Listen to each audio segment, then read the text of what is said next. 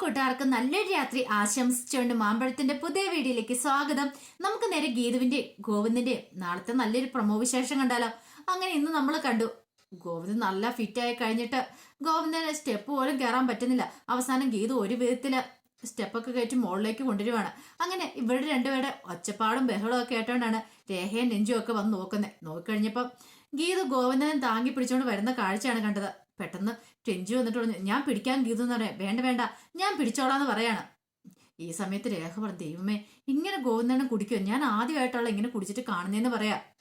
ഗീത പറഞ്ഞു, എന്റെ തലവര, അല്ലാതെ ഇപ്പൊ എന്ത് പറയാനാ, വല്ല ലക്കില്ലകാനും ഉണ്ടോന്നൊക്കെ ആടി നിൽക്കുന്ന കണ്ടില്ലെന്ന് പറയാണ്. ഈ സമയത്ത് വരുണം അങ്ങോട്ട് വരുന്നേ. വരും പറഞ്ഞു, എന്ത് പറ്റും ഗോവിന്ദേട്ടാന്ന് ചോദിക്കും. എന്ത് പറ്റാനാ, കൂടുതലൊന്നും പറ്റാനില്ല നിന്റെ ഏട്ടന്, കുറച്ചങ്ങോട്ട് മദ്യപിച്ചു അതാന്ന് പറയാണ്. മദ്യപിച്ചോ?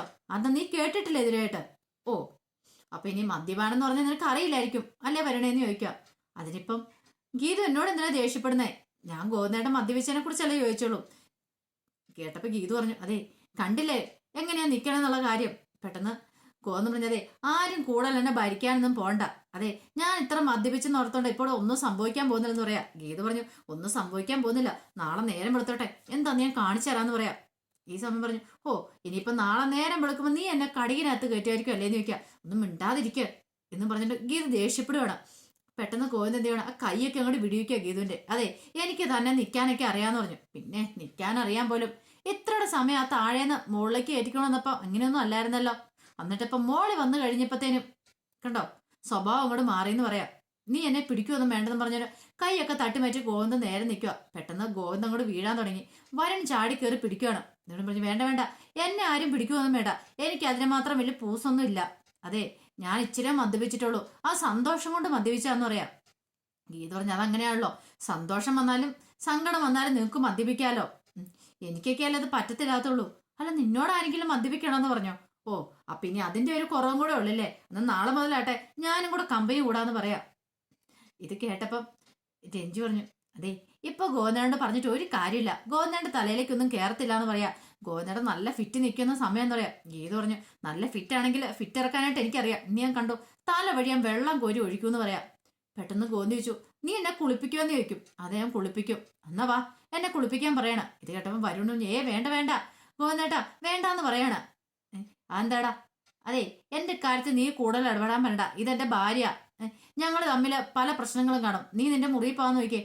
വന്ന് നിൽക്കുന്നു എന്നും പറഞ്ഞ് വരുണിനെ ചീത്ത പറയാ. വരുണ് വലുതും പറയാനുണ്ടോ. പിന്നീട് ഗീത എന്ത് ചെയ്യാ, ഗോവിന്ദനെ പിടിച്ചോണ്ട് അങ്ങ് മുറിക്കകത്തേക്ക് കയറിപ്പോവാ. ഈ കാഴ്ച കണ്ടപ്പോ രഞ്ജു പറഞ്ഞു, ഇന്ന് എന്തേലുമൊക്കെ നടക്കും, മിക്കവാറും രാവിലെ ഗോവിന്ദന്റെ ജീവനുണ്ടോ എന്ന് കണ്ടറിയണം. ഗീത നല്ല കട്ടക്കലിപ്പിലാന്ന് പറയാ. രേഖ പറഞ്ഞു, അത് ശരിയാ, പക്ഷെ രേഖയ്ക്ക് ഇഷ്ടപ്പെട്ടു ഗോവിന്ദനും ഗീതവും തമ്മിലുള്ള ആ ഒരു കോമ്പിനേഷൻ. കാരണം അവരുടെ ആ പ്രകടനങ്ങളൊക്കെ കാണുമ്പോൾ തന്നെ അറിയാം രണ്ടുപേർക്കുള്ളിൽ നല്ല സ്നേഹമുണ്ട്. അതുകൊണ്ടാണ് ഗോവിന്ദന് ഫിറ്റായി നിറഞ്ഞു കഴിഞ്ഞപ്പോൾ ഗീതുവിന് സഹിക്കാൻ പറ്റിയില്ല. അതുകൊണ്ടാണ് പെട്ടെന്ന് ഗീതു സ്കൂട്ടി എടുത്തുകൊണ്ട് നേരെ ഇങ്ങോട്ട് ഓടി വന്നത്. അങ്ങനെ മുറിയിലേക്ക് കയറി ഒരു വിധത്തിൽ അവിടെ കൊണ്ട് ഇരുത്തി. അപ്പം ഗോവിന്ദ് പറഞ്ഞു, നീ എന്നെ കുളിപ്പിക്കണില്ലേന്ന് ചോദിക്കും. ഞാൻ കുളിപ്പിക്കുന്നുണ്ട്, തലപടിയായിരുന്നു വെള്ളം കോരി ഒഴിക്കുമെന്ന് പറയണം. ഇങ്ങോട്ട് വാന്നും പറഞ്ഞുകൊണ്ട് കയ്യെ പിടിച്ച് വലിച്ചങ്ങ് ബാത്റൂമിലേക്ക് കൊണ്ടുപോകാം. അപ്പൊ ഗോവിന്ദ് പറഞ്ഞു, വേണ്ട വേണ്ടാന്ന് വേണ്ട, അങ്ങനെ പറഞ്ഞിട്ട് കാര്യമില്ല, നിങ്ങളുടെ കെട്ടങ്ങോട്ട് വരണമല്ലോ, നിങ്ങളുടെ തലവഴി വെള്ളം ഒഴിച്ചാലോ സമാധാനമാവുള്ളൂ, ഇങ്ങോട്ട് വാന്നും പറഞ്ഞു കൊണ്ടേ നിർത്തുവാണ്. അങ്ങോട്ട് കൊണ്ടേ നിർത്തിയിട്ട് എന്ത് ചെയ്യണം, ബക്കറ്റിനകത്ത് കുറച്ച് വെള്ളം എടുത്തു അത് കോരി ഗോവിന്ദന്റെ തലയിലേക്ക് ഒഴിക്കുക. വെള്ളം വീണതും ഗോവിന്ദൊന്നും ഞെട്ടി പെട്ടെന്ന് അങ്ങോട്ട് ഞെട്ടി ഉണ്ടെന്ന് ഗീതുവിനെ നോക്കുവാണ്. ഈ സമയം ഗീതു പറഞ്ഞു, ഇപ്പോഴെങ്ങനെയുണ്ട്, കെട്ടുപകുതി വിട്ടോന്ന് ചോദിക്കുകയാണ്. ഗോവിന്ദൻ അങ്ങനെ ഞാൻ മാത്രമായിട്ട് ഇങ്ങനെ നനഞ്ഞു വെക്കണ്ട, നിന്നെ ഞാൻ നനഞ്ഞു നിർത്തുന്നുണ്ട് അന്ന് പറഞ്ഞിട്ട് ഗോവിന്ദൻ എന്ത് ചെയ്യണം, തിരിച്ചവിടെ നിന്ന് ബക്കറ്റിനകത്ത് വെള്ളം ഒഴിച്ച് ഗീതുവിന്റെ തലവഴിയും കൂടെ ഒഴിക്കുകയാണ്. ഇത് എന്ത് പരിപാടിയാണ് കണ്ടിട്ട് കാണിക്കണേന്ന് ചോദിക്കുക. ഇപ്പൊ എങ്ങനെയുണ്ട്, നല്ല സുഖമല്ലേന്ന് ചോദിക്കുക. ഗീതുവിന് ദേഷ്യം വന്നു. ഗീത വീണ്ടും ഗോവിന്ദന്റെ തലയിലേക്ക് വെള്ളം കോരി ഒഴിക്കുകയാണ്. അങ്ങനെ അത് കണ്ടപ്പോൾ ഗോവിന്ദൻ വീണ്ടും ഗീതന്റെ തലയിലേക്ക് വെള്ളം കോരി ഒഴിച്ചു. പരസ്പരം കുറെ സമയം വെള്ളം ഒഴിച്ചിട്ട് രണ്ടുപേരും കൂടെ നോക്കുവാണ്. ആ സമയം ഗോവിന്ദനെ നോട്ടം കണ്ടു കഴിഞ്ഞപ്പോ ഗീതുവിന് എന്തോ ഒരു വല്ലായ്മയൊക്കെ തോന്നി. കാരണം ഒരു സ്നേഹത്തിന്റെ ഒരു നോട്ടം. പെട്ടെന്ന് ഗീത പറഞ്ഞു, അതെ ഇനി ഇവിടെ നിൽക്കണ്ട, അതിൽ പനി പിടിക്കും, കയറി വായെന്ന് പറഞ്ഞുകൊണ്ട് ഗോവിന്ദനെ കൂട്ടി മുറിയിലേക്ക് അങ്ങോട്ട് ചെല്ലുവാണ്. അവിടെ കൊണ്ടേ ഇരുത്തി ഒരു വിധത്തില് തലയൊക്കെ തോർത്തി കൊടുത്തു. പക്ഷെ തലയൊക്കെ തോർത്തിയപ്പോ തന്നെ ഗോവിന്ദ ആ പട കിറങ്ങിയ ഒരു അവസ്ഥയിലായിരുന്നു. പിന്നീട് ഗോവിന്ദ ആ ബെഡിലേക്ക് തന്നെ കിടക്കുക. ഗീത പറഞ്ഞു, ദേഹം മുഴുവൻ നനഞ്ഞിരിക്കുക, ഈ ഡ്രസ്സ് ഇട്ടുകൊണ്ട് കിടന്നിട്ടുണ്ടെങ്കിലോ. അതൊന്നും ഗോവിന്ദ മൈൻഡ് ചെയ്യുന്നുണ്ടായിരുന്നില്ല. ഗീതനാണെ ഡ്രസ്സ് മാറ്റാനും ഒരു മടി, എന്ത് ചെയ്യണമെന്ന് അറിയത്തില്ലാതെ ഗീത നിൽക്കുക. ഗീതു ആകെപ്പാടം നനഞ്ഞു കുളിച്ച് നിൽക്കുക. ഈ മനുഷ്യനോട് മടുത്തു പോവുള്ളൂ. നാളെ നേരം വെളുത്തട്ടെ, കാണിച്ചു കൊടുക്കുന്നുണ്ട്. ഇന്നത്തോടു കൂടി ഈ കുടി ഞാനങ്ങോട്ട് അവസാനിപ്പിക്കും. സന്തോഷം വന്നാലും സങ്കടം വന്നാലും ഒരു കുടി. എന്നിട്ട് പറയാൻ ഓരോ കാരണങ്ങള്. ഇപ്പൊ തന്റെ അമ്മയുടെ രോഗവിവരം പറഞ്ഞാ കുടിച്ചിരിക്കുന്നത്. നാളെ നേരം വെളുക്കുമ്പോൾ കാണിച്ചു കൊടുക്കാം. എന്തൊക്കെ പ്രതീക്ഷകളായിരുന്നു. ഇഷ്ടം തുറന്ന് പറയണം. ഇപ്പൊ ആണ്ടേ ഒരു നിമിഷം കൊണ്ട് എല്ലാം തകർന്നു പോയില്ലേ. പിന്നീട് ഗീതു എന്ത് ചെയ്യണം, ഡ്രസ്സൊക്കെ മാറിയേക്കാന്ന് ഓർത്തോണ്ട് അങ്ങോട്ട് തിരിയുമ്പോഴാണ് ഗോവിന്ദന്റെ ഫോൺ ബെല്ലടിക്കുന്നത്. ഈ സമയത്ത് ഇനി ഇപ്പൊ ആരാ വിളിക്കുന്ന പോലും. ഗീതു നല്ല ദേഷ്യം വന്നു. എന്തായാലും കോൾ എടുത്തേക്കാം എന്നോർത്ത് അങ്ങ് ചെല്ലുവാണ്. അങ്ങ് ചെന്നപ്പോഴത്തേനും കോള് കട്ടായിപ്പോയി. ഇനി വിളിക്കുവാണെങ്കിൽ എടുക്കാന്ന് ഓർത്തോണ്ട് ഗീത വീണ്ടും ഇരുന്ന് കഴിഞ്ഞപ്പോഴത്തേനും വീണ്ടും ഫോൺ ബെല്ലടിച്ചു. ഗീതു പോയി ഫോൺ എടുക്കണം. അല്ലേ തന്നെ നല്ല കട്ടക്കലിപ്പിലാ ഗീതു. ഗോവിന്ദനുള്ള ദേഷ്യമായിരുന്നു. ഫോൺ എടുത്തിട്ട് ആരാന്ന് ചോദിക്കുകയാണ്. അല്ല, ഇത് ഗോവിന്ദന്റെ നമ്പറല്ലേന്ന് ചോദിക്കും. ഗോവിന്ദില്ലേന്ന് ചോദിക്കും. അതെ, ഗോവിന്ദുണ്ട്. ഞാൻ ഗോവിന്ദന്റെ ഭാര്യ എന്ന് പറയാണ്. നിങ്ങൾ ആരാ വിളിച്ച് നിനക്ക് പേരില്ലേന്ന് ചോദിക്കുക. ഗീതു നല്ല ദേഷ്യമാണ്. ഗോവിന്ദനുള്ള ദേഷ്യം ഗീതു ഫോണിൽ കൂടെ തീർക്കുക. പെട്ടെന്ന് പറഞ്ഞു, ഓഹോ ഗോവിന്ദന്റെ ഭാര്യയാണല്ലേ, ഭദ്രന്റെ മോള് ഗീതാഞ്ജലി ആണല്ലേ എന്ന് ചോദിക്കുക. ഇത് കേട്ടോ ചോദിച്ചു. ആഹാ, എന്റെ കാര്യങ്ങളൊക്കെ അറിയാലോ. നിങ്ങൾ ആരാ എന്നെ കുറിച്ച് ഇത്ര കൃത്യമായിട്ട് പറയണമെങ്കിൽ എന്ന് ചോദിക്കുക. എനിക്ക് നിന്നെക്കുറിച്ച് മാത്രമല്ല നിന്റെ കുടുംബത്തിന്റെ ജാതകം മുഴുവൻ എനിക്ക് അറിയാന്ന് പറയാണ്. ഇത് കേട്ടതും ഗീതു ഒന്ന് ജാഗരൂകിയായി. ഗീതുവിനും മനസ്സിലായി എന്തോ ഒരു അപകടമാ, എന്തോ ഒരു കാര്യം വരാൻ പോകുന്നേ. കാരണം അവര് വിളിച്ച് ഇത്ര കാര്യങ്ങളൊക്കെ പറയണമെങ്കിൽ എന്തൊരു പ്രശ്നമുണ്ട്. പിന്നീട് ചോദിച്ചല്ല, നിങ്ങൾ എന്തിനാ വിളിച്ചേ, നിങ്ങൾ എന്റെ കുടുംബത്തെക്കുറിച്ചൊക്കെ നിങ്ങൾക്ക് എങ്ങനെ അറിയാവുന്നേ, നിങ്ങൾ എന്തിനാ ഗോവിന്ദന്റെ ഫോണിലേക്ക് വിളിച്ചെന്ന് ചോദിക്കുക. അതൊക്കെ എനിക്ക് നിന്നോട് പറയാനുള്ള കാര്യങ്ങളല്ല, അതെനിക്ക് ഗോവിന്ദനോട് പറയാനുള്ള കാര്യങ്ങളാ. അതെ, നാളെ നേരം വെളുക്കുമ്പോ അവന് തിരിച്ചു വിളിക്കാൻ പറഞ്ഞാൽ മതി. ഇല്ലെങ്കിൽ അനാർക്കലി വിളിച്ചെന്നത് പറഞ്ഞാൽ മതി എന്ന് പറയാം. അനാർക്കലി, ഈ പേര് താൻ മുമ്പ് കേട്ടിട്ട് പോലും ഇല്ലോ. പിന്നീട് കോള് കട്ടായി. അപ്പൊ ഗീതുവിന് സംശയം. ഈ സമയത്ത് എങ്ങനെ കണ്ണനോട് ചോദിക്കും. നല്ല ഫിറ്റായിട്ട് കിടക്കുക, എന്ത് ചെയ്യണമെന്ന് അറിയത്തില്ല. നേരം വെളുക്കട്ടെ, ഒരു പക്ഷെ ആരായിരിക്കും അത്. തന്റെ കുടുംബത്തെ പറ്റിയൊക്കെ അറിയാവുന്ന, തന്റെ അച്ഛനെ കുറിച്ചൊക്കെ അറിയാം. അപ്പൊ എന്തോ ഒരു പ്രശ്നമാണ് വരാൻ പോകുന്നത് ഗീതുവിന് മനസ്സിലായി. ഗീതുവിന് പിന്നെ ഒരു സമാധാനം ഉണ്ടായില്ല. ദൈവമേ, ഓരോ പ്രശ്നങ്ങൾ മാറി വരും, പിന്നെ അടുത്ത പ്രശ്നം വന്നുകൊണ്ടിരിക്കുകയാണ്. അങ്ങനെ ഒരു ചിന്തയൊക്കെ ഉണ്ടാവുന്നുണ്ട്. പിന്നീട് ഗീതു ഡ്രസ്സൊക്കെ മാറിയിട്ട് വന്ന് ഗീതു അവിടെ കിടക്കുവാണ്. പക്ഷെ ഗീതുവിന് ഉറങ്ങാനേ പറ്റുന്നുണ്ടായിരുന്നില്ല. ഒരു വശത്ത് അമ്മേനെ കുറിച്ചുള്ള ചിന്തകളൊക്കെ ഉണ്ട്, പിന്നെ ഒരു മറുവശത്ത് ഗോവിന്ദനെ കുറിച്ച് എല്ലാ ചിന്തകളുമായിട്ട് ഒരു വിധത്തിൽ നേരം വെളുക്കാറായപ്പോഴാണ് ഗീതു ഒന്ന് കിടന്ന് മയങ്ങുന്നേ. അങ്ങനെ നേരം വെളുത്ത് ഗീതു കണ്ണു തുറന്നു കഴിഞ്ഞപ്പോഴത്തേനും ഗോവിന്ദനെ കാണുന്നില്ല. നോക്കിയപ്പോ ഗോവിന്ദ ബാത്റൂമിലായിരുന്നു.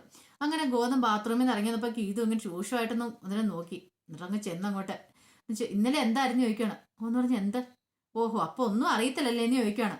അല്ല, ഞാനെന്താ ചെയ്ത്, ഞാനൊന്നും ചെയ്തില്ല, ഒന്നും ചെയ്തില്ല പോലും. ഇന്നലെ മദ്യപിച്ച് ഇവിടെ എന്ത് കോപ്പറയങ്ങളൊക്കെ കാണിച്ചു കൂട്ടിയത്, വല്ല ബോധം ഉണ്ടായിരുന്നു ചോദിക്കുകയാണ്.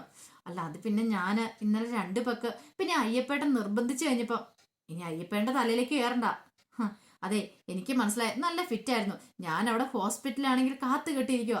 ഇപ്പൊ കണ്ണേട്ടൻ അങ്ങോട്ട് വരുമെന്നും വിചാരിച്ചോണ്ട്. എന്നിട്ടോ ഇവിടെ ചിലരൊക്കെ ആണെങ്കിൽ മദ്യപിച്ച് ഇവിടെ ഓരോ കൂത്ത് കാണിച്ചോണ്ടിരിക്കുക. ഒരു കാര്യം ഞാൻ പറഞ്ഞേക്കാം, ഇന്നത്തോടു കൂടി എല്ലാ പരിപാടി നിർത്തിയാരെ. പറഞ്ഞു കേട്ടല്ലോ, നാളെ മുതൽ ഇങ്ങനെ കുടിച്ചു കൂത്താടാനാണെങ്കിൽ എന്നെ പ്രതീക്ഷിക്കണ്ട കേട്ടോ. ഞാൻ ഈ വീട്ടിലേക്ക് പോലും വരത്തില്ലെന്ന് പറയാം. ഇതോടും ഗീതു, ഞാനെനിക്ക് ഒരബദ്ധം പറ്റിപ്പോയി. ഇത് ഒരബദ്ധം അല്ലല്ലോ, ഇങ്ങനെ ഇടയ്ക്കിടയ്ക്ക് അബദ്ധം പറ്റാറുണ്ടല്ലോ എന്ന് പറയാം. ഈ ഒരു തവണത്തേക്കും കൂടെ നീ എന്നെ ക്ഷമിക്കാൻ പറയാം എന്നോട്. പിന്നീട് ഗോവിന്ദ് പറഞ്ഞു, അതെ ഒരു തവണത്തേക്കും കൂടെ എന്നും പറഞ്ഞിട്ട് ഗോവിന്ദൻ കൂടെ ഇറങ്ങി പോവാണ്. ഈ സമയം അയ്യപ്പേട്ടൻ താഴെ ഉണ്ടായിരുന്നു. നേരെ അയ്യപ്പേന്റെ അടുത്തേക്ക് ചെല്ലുന്നേ. അയ്യപ്പേട്ടൻ എന്തായി കാര്യങ്ങളൊക്കെ, ഒന്നും മിണ്ടാതെ പൊക്കോ. നിങ്ങൾ ഒറ്റ എടുത്താൻ കാരണം ഇന്നലെ അമ്മാതിരി. ഞാനാണെങ്കിൽ കുടിക്കുന്നില്ല എന്ന് പറഞ്ഞിരുന്നല്ലേ, നിങ്ങളല്ലേ എന്നെ നിർബന്ധിച്ച് കുടിപ്പിച്ചെന്ന് ചോദിക്കാം. ഓഹോ, ഇപ്പൊ അങ്ങനെ ആയോ. എന്റെ ദൈവമേ, അവളുടെ മുന്നിൽ ആകെ പണം നാണം കെട്ട് തൊഴി ഞാൻ വരുന്നേ. അവളുടെ ചോദ്യത്തിന് മുന്നില് അതിപ്പോ എന്താ ഭാര്യയല്ലേ, പിന്നെന്താ കുഴപ്പം. ഭാര്യയാണ് പോലും. ഇന്നലെ എന്തൊക്കെയാ ഞാൻ വിളിച്ചു പറഞ്ഞതെന്ന് പോലും അറിയത്തില്ല. എല്ലാം അയ്യപ്പേട്ടൻ കാരണോ. ആ ഷിബു പറഞ്ഞ് ശരിയാണ്. അയ്യപ്പേന്റെ വാക്ക് വിശ്വസിച്ചിട്ടുണ്ടെങ്കിൽ ഒരിക്കലും രക്ഷപ്പെടത്തില്ല. ഇനി കണ്ടു, ഇനി ഇങ്ങനെ എന്തെങ്കിലും കുതന്ത്രം ഒപ്പിച്ചിട്ട് വന്നാണ്ടല്ലോ ഇനി കാണിച്ചു തരാന്ന് പറഞ്ഞിട്ട് ദേഷ്യപ്പെട്ട് അങ്ങോട്ട് അകത്തേക്ക് കയറി പോവാണ്. ഈ സമയമാണ് ഗീത ഒരു കാര്യം ഓർത്തെ. ഇന്നലൊരു കോള് വന്നിട്ടുണ്ടായിരുന്നു. അപ്പൊ ആ കോളിനെ കുറിച്ച് പറയാനും മറന്നുപോയി. ഗോവിന്ദ് ചെന്നപ്പോ ഗീത പറഞ്ഞു, അതെ ഇന്നലെ നല്ല ഫിറ്റായിട്ട് അടിച്ച് ഫിറ്റായിട്ട് കിടന്നായിരുന്നല്ലോ, ആ സമയത്ത് ഫോണിനകത്തൊരു കോള് വന്നായിരുന്നു പറയാ. കോളോ? അതാരാ വിളിച്ചേ? ആരാന്നും എനിക്കറിയത്തില്ല, ഒരു അനാർക്കലിന്നാണ്ട പേര് പറഞ്ഞെന്ന് പറയാ. ഇത് കേട്ടതും ഗോവിന്ദ് ഞെട്ടിത്തിരിച്ച് നിൽക്കുക. അപ്പൊ അതിന്റെ വിശേഷങ്ങളൊക്കെയാണ് നാളെ നമ്മൾ കാണുന്നത്. ആ വിശേഷങ്ങൾക്കായി നമുക്ക് എല്ലാവർക്കും കാത്തിരിക്കാം കേട്ടോ. ഒരിക്കൽ കൂടി എല്ലാവർക്കും നല്ലൊരു രാത്രി ആശംസിച്ചുകൊണ്ട് നിർത്തുന്നു. നന്ദി.